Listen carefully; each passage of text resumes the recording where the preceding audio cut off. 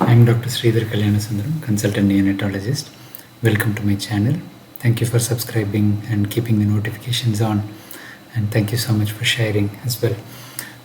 We have mentioned in the previous video that I've started the ventilation series, and we discussed in the previous video on what a ventilator is and what's the purpose of ventilation. In this video, we are going to discuss the settings on a ventilator. So we have the peak inspiratory pressure, positive and expiratory pressure, inspiratory time, respiratory rate and IE ratio, flow rate and FiO2. So the characteristics of positive pressure ventilation include the pressure, the time, and the rate at which the pressure is peak inspiratory pressure is reached. We have the positive and expiratory pressure, which is maintained through the respiratory cycle, the inspiratory time for which the PIP is maintained, the expiratory time and the breathing is maintained in the expiratory phase with the PEEP. So the shaded areas here reflect the area under the curve.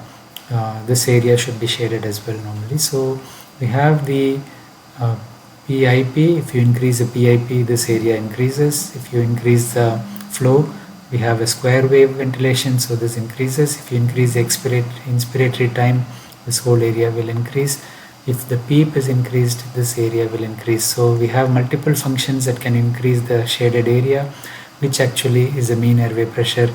Anything that increases the mean airway pressure affects oxygenation. So gas exchange is basically a combination of oxygenation and carbon dioxide removal. Any parameter that increases the mean airway pressure improves oxygenation, and including the FiO2, anything that increases the MAP will affect that. Carbon dioxide removal is affected by increase in minute ventilation, which is tidal volume times the respiratory rate. So this illustrates the same parameter. So FiO2 and the mean airway pressure will affect the oxygenation. The mean airway pressure can be affected or increased by increase in PIP, increase in PEEP, and increase in inspiratory time. Flow increase also affects by making it a square wave.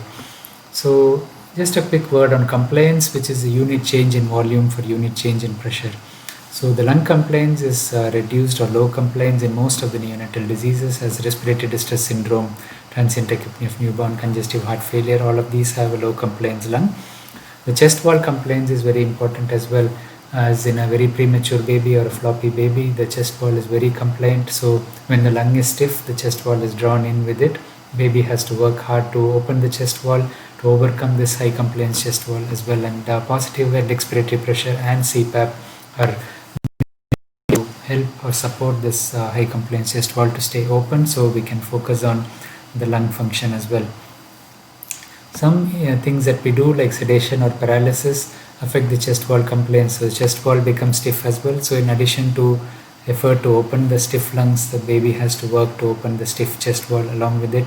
So we have to increase pressure, for example, where there is more sedation, or the chest wall becomes edematous because of the paralysis.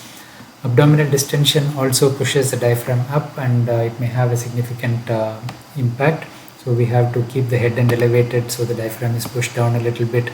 We have to decompress the stomach as best as we can, so the distension is reduced. So this balloon experiment, all of you are familiar. In the early stages, it's very stiff, very difficult to start stretching it, so you need more pressure. However, after it starts increasing in volume, it becomes easier, so it starts opening up, and you may easily over distend if you keep going up, and you may have an air leak or a balloon bursting. So this is the compliance chart in a respiratory distress syndrome baby and in a normal baby. So we can see that in a normal baby, the lung starts inflating relatively lower pressures, while in a stiff lung it takes a higher pressure to inflate, and that's why the PEEP is very important. You may need a PEEP which is needed to open up the lungs, and then the shear stress on the lung will reduce.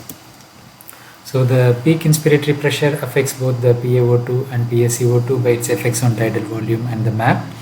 And if you have a situation where you have hypoxia with hypercarbia, the PIP is the best option. Of course, you have to look at other options like surfactant if needed, for example. A high PIP may increase the risk of volute trauma, so you have to optimize the PIP as best as you can. The positive end expiratory pressure prevents alveolar collapse, and it maintains the lung volume at the end expiration. It improves the ventilation perfusion matching. So adequate PEEP is very important and it should match the lung compliance. By maintaining the functional residual capacity, the PEEP improves oxygenation because oxygenation during expiration happens through your FRC. The high PEEP should be used in low compliance states, as I mentioned earlier, and in high compliance state, lower the PEEP to avoid further overdistension. And if there is overdistension of the lungs, you may decrease the venous return, the cardiac output may be affected, so the blood pressure may drop, and you may also increase the pulmonary vascular resistance, which is iatrogenic pulmonary hypertension. So if you overdistend the lungs, you may actually cause damage, and you may not pick it up if you're not experienced enough. You may increase the pressure, for example, in a situation where the baby desaturates from this iatrogenic pulmonary hypertension, and that will do more harm. So read the picture carefully, adjust the settings appropriately. The flow has not been a much studied parameter. Most ventilators automatically adjust the flow and they give 8 to 12 liters to support the neonatal ventilation adequately. If you keep a square waveform setting, it will reach the PIP quicker and the flow is faster. If you aim for a sine waveform, the flow is usually slower. The square waveform makes the ventilation more effective, however there is a higher chance of lung injury. In large randomized studies, high rate ventilation in relatively high rates of 60 breaths per minute resulted in a reduced incidence of pneumothorax in the preterm infants with RDS. Higher rate improves the synchrony. These studies were done mostly before the synchronized modes were available in the early 90s to late 90s. Adequate expiratory time should be given to avoid air trapping. Generally, a high rate and low tidal volume strategy is preferred in the initial parts of ventilation. In a BPD baby, you may change your strategy.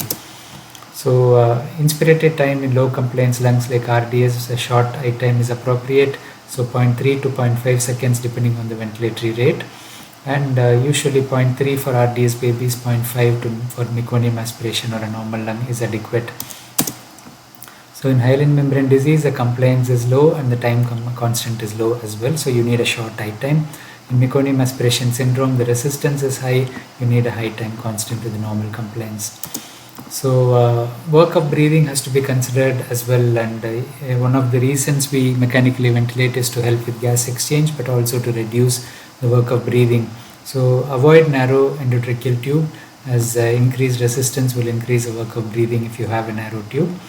Use the pressure support for the spontaneous breaths. Use adequate PEEP in expiration, as the work of breathing and reopening a collapsed alveoli is avoided. Optimize the lung volume. So if you have a low volume, airway resistance is high, as the airway tends to be on the towards the closing volume. If you have over distended lungs also, it's not ideal. So synchronization of the ventilator helps to reduce the work of breathing. Adequate nutrition is important, and obviously, as in any case, early extubation should be done. So in the next video, we'll introduce to the different modes of ventilation. I hope this has been useful, and do subscribe, turn notifications on and share.